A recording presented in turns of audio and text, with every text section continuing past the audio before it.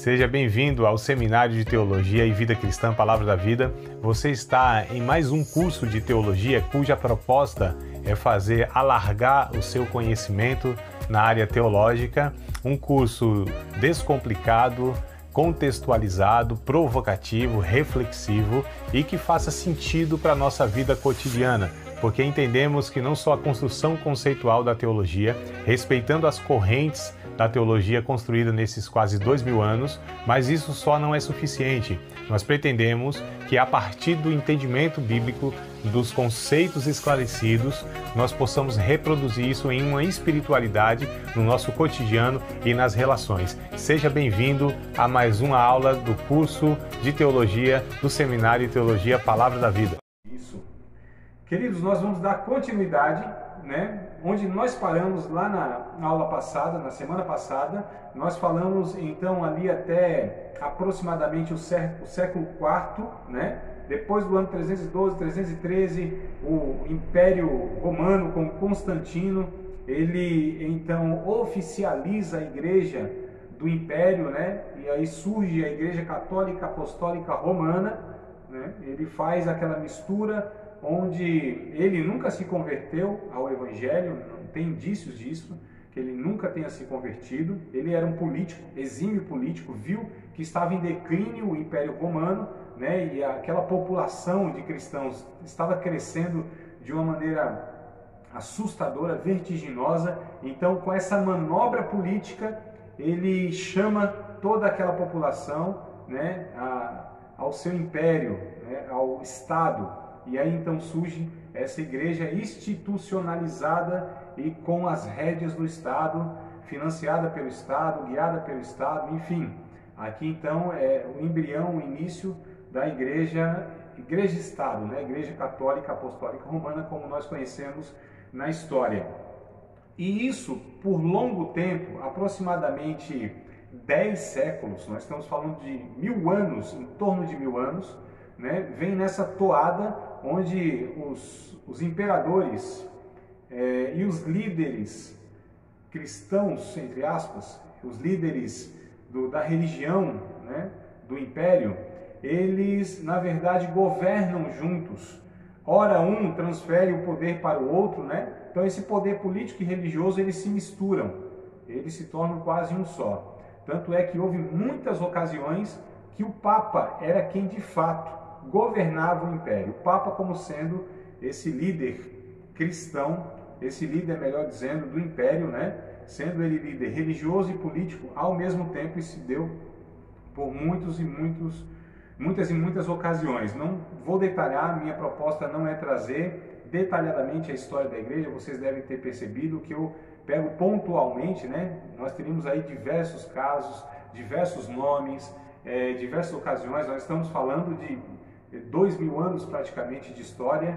Aliás, não é nem 2000 anos. A nossa proposta é ir até a Reforma Protestante lá no século XVI, Então até 1580 mais ou menos nós vamos caminhar. Depois nós temos outra matéria que parte da Reforma e vem até os dias atuais, até hoje. Nós vamos falar de todas essas igrejas aí que nós temos hoje, as principais que surgiram ao longo desses séculos após a Reforma.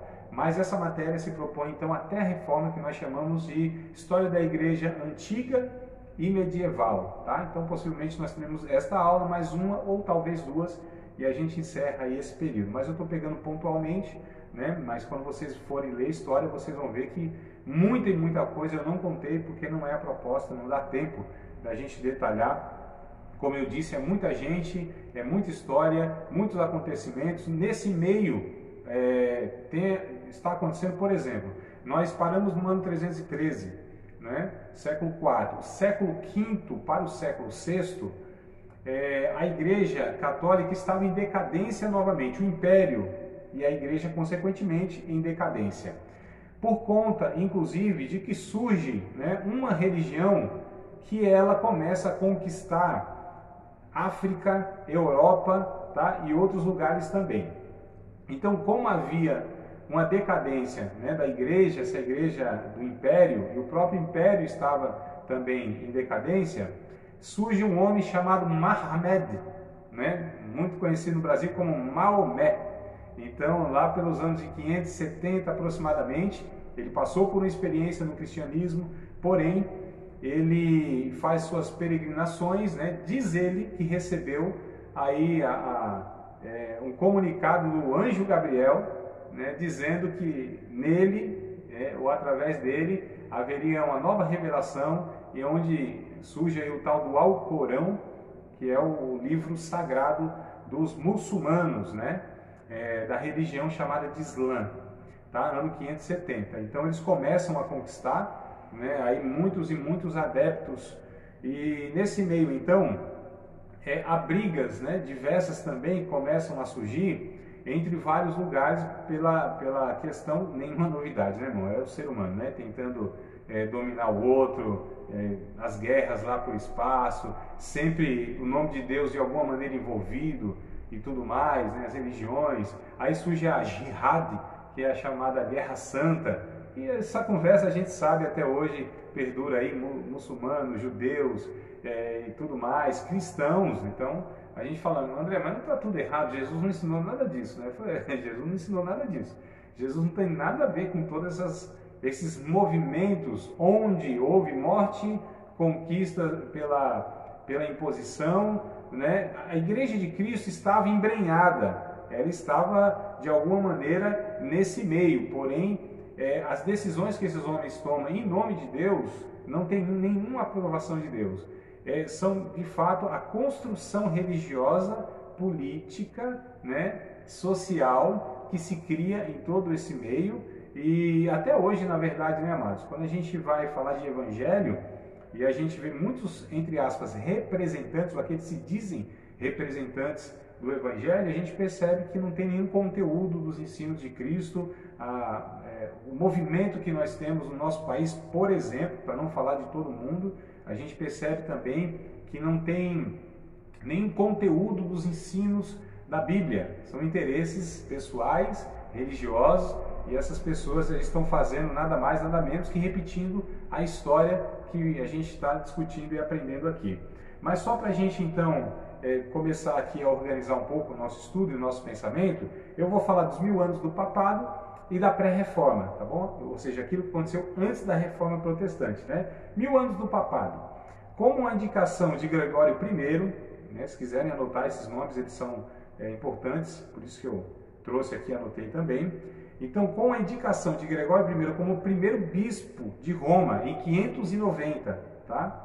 Embora tenha recusado o título de Papa, né? Ele organizou o sistema de governo papal que caracterizou todo o período papal. Então, olha só, foi-lhe dado nesse ano 590, foi-lhe dado, né, esse Gregório I, imperador, a ele o cargo de bispo, ou seja, supervisor, né? Bispo quer dizer isso, né? Supervisor das igrejas. Aqui surge essa estrutura papal, e aí eles começaram a dizer que o Papa nada mais, nada menos era do que o sucessor do apóstolo Pedro, né? Então eles consideram que todos os papas são sucessores aí do apóstolo Pedro e tal. Pedro, aquele que foi martirizado lá em Roma, tudo mais que nós falamos na aula passada, né? Ele recusou a questão do título, né, de Papa, que é pai, né? Papa, no latim, é pai. Seria mesmo esse líder maior da igreja, né? Hoje é chamado de Sumo Pontífice. Olha que coisa terrível. Sumo, o cara que está lá em cima, é o top. Então, é o Sumo Pontífice. É aquele superior que faz a ligação ou a ponte, essa é a ideia do pontífice, né? Que faz a ponte, né, entre os homens e Deus. Então o Papa é considerado até hoje, inclusive na doutrina católica, como substituto do Filho de Deus na Terra. É por isso que é chamado de vigário, né? Vigário quer dizer substituto. Olha só o título que o Papa assumiu, né? Está escrito lá na Estola Papal. Vicarix cleris filindeis interis. Isso aqui no latim, tá? Então, o substituto do Filho de Deus na Terra. Olha só, mas que coisa terrível, né? Então, ele se considera o vigário de Cristo, o substituto de Cristo, o representante de Deus na Terra desde esses tempos aí, então, isso é absorvido, isso é adotado por esses líderes religiosos que foram chamados de Papa, e o Gregório I foi esse que recebeu aí esse encargo, né? Então aqui ele começa nos escritos, né, dele, ele escreve muita coisa, ele começa então a oficializar a veneração a Maria, até então não tinha, a doutrina do purgatório, a transubstanciação. A doutrina da transubstanciação quer dizer que no ato da ceia, aqueles elementos que a gente dá graças, né, que é o pão e o vinho, na doutrina da transubstanciação, eles dizem que literalmente aquilo se torna o corpo de Cristo e o sangue de Cristo, né? No ato ali da ação de graças, ou no caso deles, da consagração, literalmente aquela hóstia se transforma, né? Transubstanciação. Então se transforma a substância no corpo de Cristo, literalmente eles acreditam, e também o vinho, o cálice, se transforma literalmente, a transubstanciação no sangue de Cristo. Essa é a doutrina que aqui, na verdade, não é que aqui ela é decidida como o concílio, foi lá em 1200 e... me fugiu da memória agora, 1250, 1200 e alguma coisa, no concílio de Constança, é que isso é oficializado como doutrina mesmo, né, do catolicismo. Mas aqui o Gregório I já começa a introduzir, é ele que vai introduzindo todas essas doutrinas. Então vamos lá, veneração a Maria, purgatório, vocês sabem o que é o purgatório, né? Que seria mais ou menos uma antessala. É assim, o cabo morreu, não deu conta aqui de resolver sua vida com Jesus. Irmãos, eu estou, né, lógico que trazendo aqui de uma maneira bem, nada acadêmica, né? Bem simples assim para a gente entender, tá? Ele não resolveu sua vida com Jesus, ainda tem uns pecados para ser resolvido, então vai para uma antessala, um lugar existencial onde vai ser purgado, purificado, né? Então é chamado de purgatório, até chegar de fato ao céu, tá? Então a doutrina do purgatório, né? A transubstanciação, a oração aos santos, tá? É ele que introduz aí, né, na teologia da Igreja Romana, né? E aí dá-se início então a essas doutrinas da Igreja em diante, tá? Então intercessão, oração aos santos que morreram, a transubstanciação, o purgatório, né? A veneração a Maria. Então tudo isso, esse primeiro Papa, o Gregório I, que vai introduzindo aí nessa época, e aí depois ela vai se oficializando, né, nos concílios da Igreja na história aí, tá bom? A Igreja passou por cismas, né, como eu falei, teve divisões, e é interessante aqui que nessa decadência moral e espiritual, aliás, irmão, toda decadência espiritual traz divisões, né? Essa igreja passou por essas divisões e cismas, e a decadência moral e espiritual também. Havendo na ocasião duas sedes da igreja, uma em Roma e a outra em Avignon, lá na França. Então ficou duas sedes, tá certo? Porque na verdade Roma recebeu, né? Eu estou falando de século, já retroagindo aqui, eu acho que atropelei, acabei não falando, devia ter falado isso antes, para a gente ir numa linhazinha para frente, né? Não ficar voltando, não, às vezes dá confusão. Mas Roma tinha recebido, aliás, a igreja tinha recebido, né,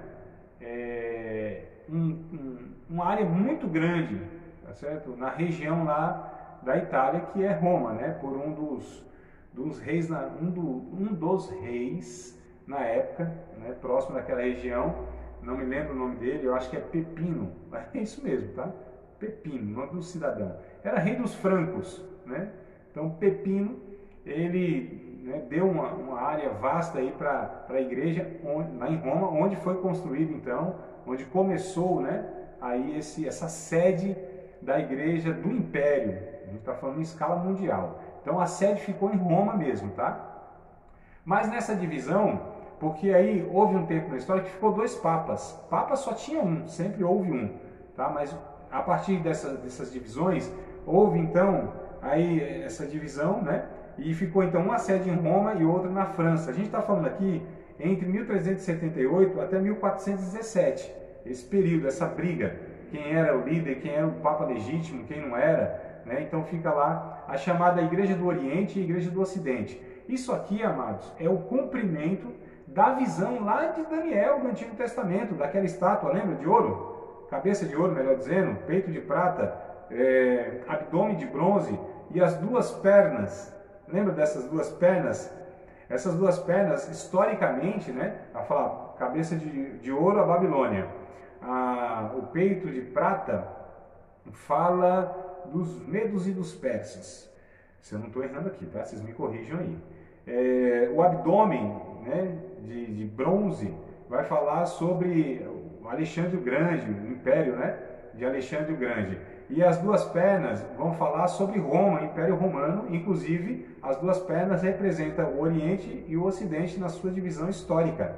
E aí depois vem os pés, aquela coisa toda. Mas aqui se cumpre, então, essa profecia de Daniel, onde a história vai mostrar que houve, então, essas duas sedes, né? Esses dois governos, essas duas igrejas. A igreja ortodoxa, que era em Roma, e a igreja grega, que eles chamavam da igreja grega. Até hoje, né? Tem aí essa ramificação da igreja católica, tá? A igreja ortodoxa e a igreja grega, né? As duas sendo católicas. Então a gente vê que houve aí toda essa história nesse sentido. Então a gente já vai caminhando, mas nós falamos até 1400 e alguma coisa, né? Então a gente já está caminhando para a pré-reforma. Em 1384, aí vai surgindo alguns homens, porque como eu disse, sempre houve a igreja remanescente, sempre Deus levantou, em toda a história, não estou falando nem só da história da igreja, a gente pega lá no Antigo Testamento, alguns profetas, né? Uma meia dúzia lá, diante de toda uma rebeldia, uma idolatria, um paganismo, sempre houve aquele grupinho, povozinho de Israel, bichinho de Jacó, né? O remanescente, sempre houve aquele grupo, né? Aí Elias fala, só sobrou eu. Disse, não, só você não, tem mais uns 7 milzinho aí, que ainda, assim, reservei e tal, né? As tribos tudo se desmantelaram. Não, tem Judá aí também, que está firme na fé. Sempre houve, então, amados, tá? Esses grupos, né? As 11 tribos se desmantelaram, não rebelião, não. Sobrou Levi, né? A tribo de Levi, tanto é que foi escolhido depois o sacerdote, aí porque essa tribo se manteve fiel numa certa ocasião de rebelião ou de rebeldia lá. Então, assim, hoje é a mesma coisa, né? Tá tudo perdido. Não tá, não. Deus tem o seu povo, tudo certinho, debaixo do seu sangue, gente séria, gente que não negocia os seus valores, gente que leva a sério o evangelho. Agora o que eu aprendo? Nesse contexto todo mundial da história, sempre é a minoria, amados. Então a gente sempre se engana, né? Achando que a maioria não, amados. Esse povo todo que a gente vê professando o nome de Jesus, na história e no nosso contexto, inclusive, pode ter certeza, eu gostaria de estar enganado, gostaria mesmo, mas na minha percepção, posso estar errado, né? Mas na minha percepção, é a minoria desses que estão aí falando o nome de Cristo, que de fato são igreja de Cristo, que de fato irão para toda a eternidade adorar a Deus e viver com Deus. Tomara, Deus queira, acredito eu, que nós fazemos parte desses poucos, desse remanescente, pelo menos todos os dias. Eu me preocupo, penso nisso. Para mim não há nessa existência, nessa vida, algo mais importante, né, do que a minha vida de comunhão com Deus, a minha trajetória cristã, a minha carreira cristã. Para mim não é mais importante, preste atenção no que eu vou dizer, a minha família não está acima, tá certo, de Deus. Amo minha família, projeto de Deus faz parte, não me entenda mal, né? O que eu estou dizendo é que o mais importante na minha vida não é minha esposa e os meus filhos, e eles são importantíssimos na minha vida. Daria a minha vida por eles, inclusive, né? Porque entendo que Deus me chamou para isso, né? Para me sacrificar pelos meus filhos e minha esposa. Mas eles não estão acima porque se fosse o caso de eu escolher entre eles e Cristo, Jesus disse, tem que me escolher, porque se não me escolher, não é digno de mim. Quem não amar mais a mim, né, do que a sua família, os seus pais, parentes e tal, não é digno de mim. Então é nesse sentido aqui bíblico que eu estou dizendo, tá? Então minha família não é mais importante, minha carreira não é mais importante, minha saúde não é mais importante, minhas realizações, minha profissão não é mais importante, nada mais importante para mim. A aprovação das pessoas, nada disso.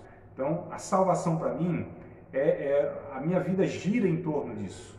É a minha salvação. Sempre foi assim, desde o que encontrei a Cristo. E infelizmente a gente percebe que alguns têm a salvação como no cômodo, um quartinho, sabe?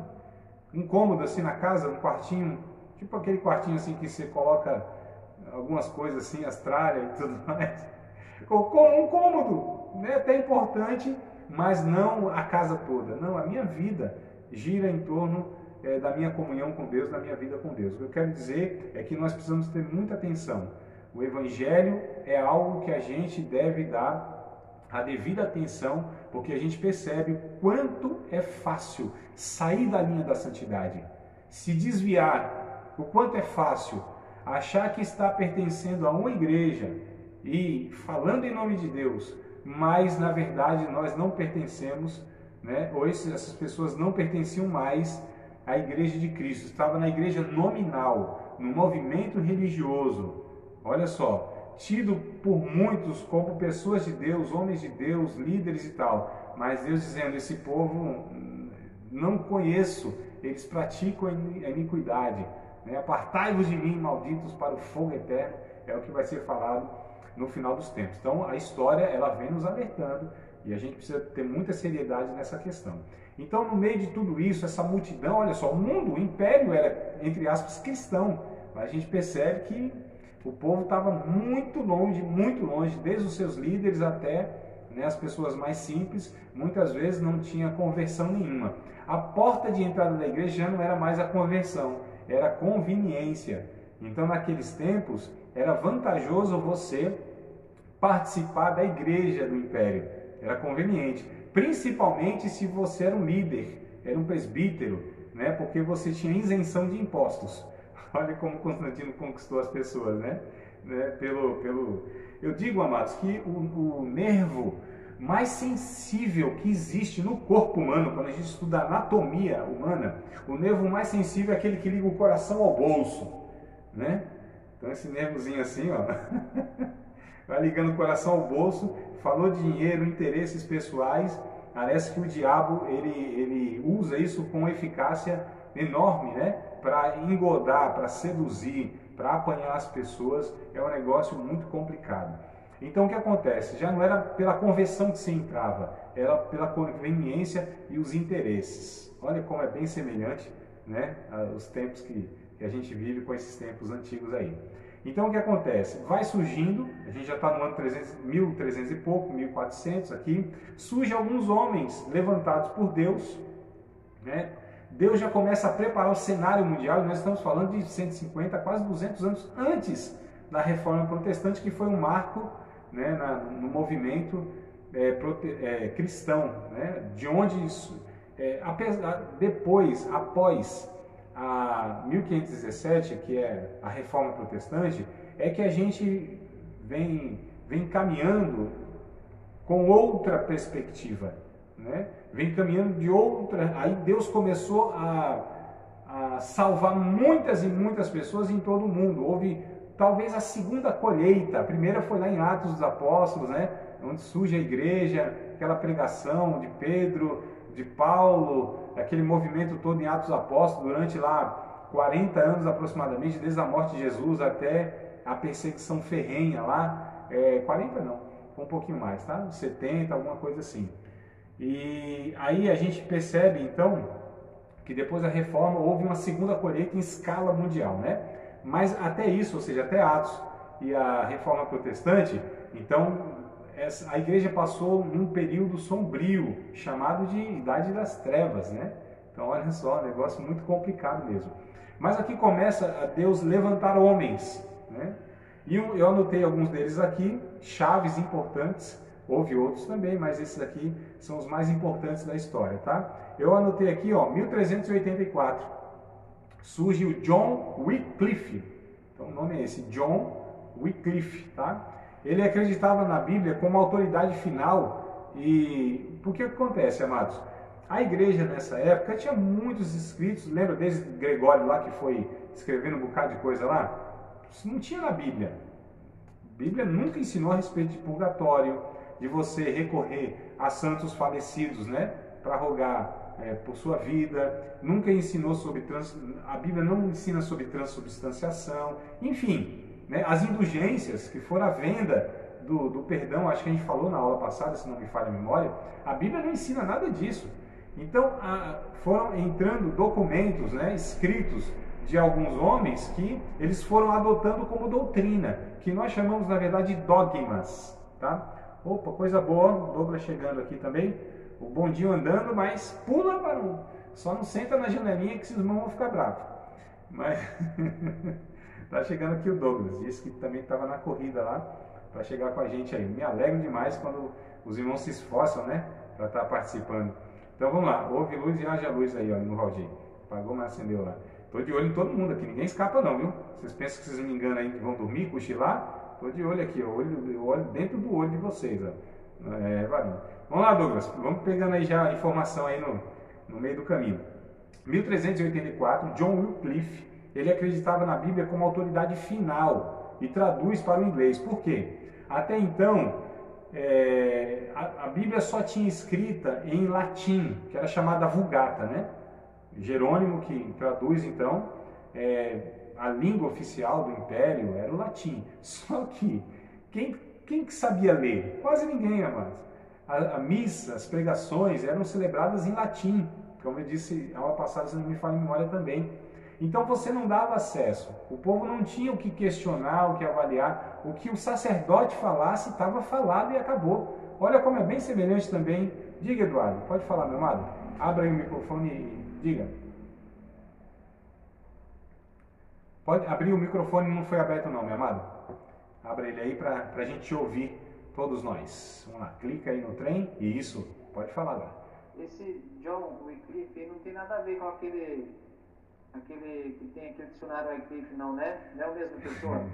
O que acontece, esse dicionário que tem, né, essa teologia sistemática, o Wycliffe, né, na verdade é pego muitos escritos dele, né, é pego muitas citações e elaboração que ele fez. Então, assim, não que ele tenha escrito aquilo, né, mas é uma elaboração atual. Por exemplo, eu tenho uma Bíblia aqui chamada Bíblia de Lutero. Deixa eu ver, acho que está até facinho aqui, ó. Bíblia de Lutero, ó, Bíblia Sagrada com reflexões de Lutero, tá vendo? Ó? Bíblia Sagrada com reflexões de Lutero. Então aqui tem muitas citações de Lutero, mas não que Lutero elaborou o escrito, né? Opa, deixa até aqui, deixa eu vou de volta. Então o que acontece? Esse de Wycliffe, de fato, tem muitas citações, mas não que é a produção, o conteúdo todo é produção dele, especificamente, mas a referência é o John Wycliffe mesmo, dessa sistemática, esse comentário, tá? Então, bora lá. Irmã Angélica, quer falar? Não? Ah, tá. Levantou a canetinha assim, eu pensei que é assim, levantou a mão, qualquer coisa que levantar, e se der glória a Deus assim, eu acho que vocês querem falar. Mas tá tudo certo, né? Posso prosseguir então, né? Amado, 5 minutinhos cai a ligação aqui, você já entra no mesmo link, tá? Em 5 minutos a gente cai essa conexão, a primeira parte nossa, né? Para uns é merenda, vai lá na cantina, mas os demais voltam aí rapidinho no clique, tá? Então, caiu a conexão daqui, ó, 5 minutinhos, se eu me empolgar aqui no avisar, você já sabe, para retornar. Porque a Igreja Católica ensinava esses dogmas e muita coisa que não tinha. Então, esse John Wycliffe começou a questionar, né? Era um estudioso, era um cara importante na época, um pregador, né? E é interessante, amados, que surge dentro da igreja. Essas pessoas são monges, padres, né? Pessoas de dentro da igreja mesmo, né? Que se destacam e começam a enfrentar todo um sistema, olha só, todo um império, como Martinho Lutero fez, né, mais na frente, mas eles também, de alguma maneira. Então, era Deus levantando essas pessoas. Não, essas pessoas não tinham não era sua iniciativa apenas, não era elas, porque humanamente elas não tinham condições de enfrentar um sistema, uma estrutura, um império, né? Era Deus levantando, era mais ou menos como Deus fazia com os profetas lá. Então era um cara contra todo mundo, era um cara literalmente contra todo mundo, né? O império, era um cara contra uma nação, um cara contra o rei com toda a estrutura. Então era Deus levantando na sua autoridade, ainda que quisessem fazer alguma coisa, mas só iam fazer aquilo que Deus permitisse.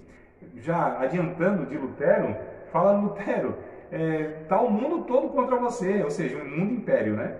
Que o povo depois chegou a Lutero lá de uma maneira, mas assim, o mundo todo contra você.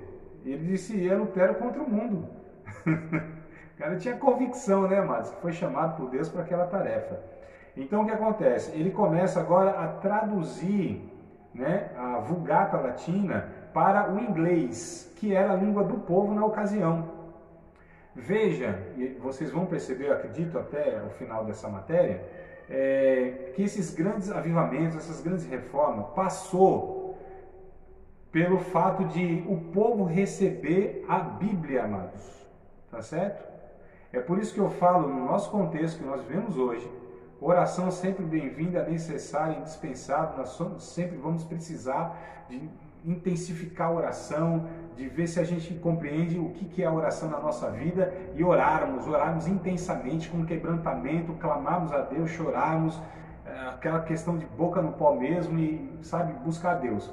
Mas no nosso contexto, que nós vivemos no Brasil, eu acredito que o caminho para a gente reverter a situação que a gente vive hoje, caótica, triste, né, do Evangelho no nosso país, não se dará por meio apenas da oração, e nem principalmente da oração, e sim pelo fato de começarmos a corrigirmos doutrinariamente aquilo que está dentro das igrejas, irmãos. Essas teologias loucas, essas teologias, sabe, de gente assim chapada, 13, né? Parece que beberam chá de milho, é um negócio doido, cada esquisitice, cada loucura, cada um falando coisas que a Bíblia nem de longe ensina. Então, também acredito que para termos um avivamento no nosso país, no nosso contexto e escala mundial, se dará através da educação cristã, do discipulado correto, de corrigir essas doutrinas. Então nós combatemos com a espada do Espírito e não apenas com o escudo da fé, nem com o capacete da salvação e nem também apenas com a couraça da justiça e nem com os calçados da preparação do Evangelho da paz. Precisamos sim refletir e preservarmos a nossa salvação, né? Precisamos sim evangelizar, precisamos exercer a nossa fé, precisamos sim está entendendo e praticando o que é a justiça, mas é a espada do Espírito, que é a única arma do soldado cristão que vai avante, que combate, que destrói, que é a igreja triunfante, que acaba com as heresias, né? Que destrói as armas do diabo, os engodos, essas heresias. É a palavra de Deus. É por isso que eu insisto, amados. É por isso que eu tenho dedicado, inclusive, a minha vida desde do que eu aceitei a Jesus e me entendo por crente, não é nem por gente. Me entendo por crente, né? Comecei, Deus me conduzindo e disse, não, é a palavra, nós precisamos apenas das Escrituras, a palavra dá conta, a pregação dá conta, a pregação gera fé, a pregação liberta, a pregação correta, né? Ela transforma, ela traz luz, ela denuncia o pecado, ela dissipa as trevas, a pregação fecha a porta do inferno, abre as portas do céu, a pregação alcança o coração dos pecadores, a pregação de Jesus dá vida, foi o que ele disse, né? E eu acredito nisso. Então a gente percebe aqui, ó, que começa aqui, John Wycliffe começa agora a traduzir a Bíblia, as Escrituras para o povo. Enquanto nós não fizermos isso, não nos alimentarmos das Escrituras, não nos debruçarmos diante das Escrituras, enquanto a gente não começar a pregar a palavra verdadeira, sem se preocupar, né, com aqueles que irão gostar ou deixar de gostar, sem negociar nossa fé por vantagens pessoais, né? Enquanto a gente não fizer isso, pregar a palavra de Deus, a gente não vai ter muita mudança no nosso contexto, não.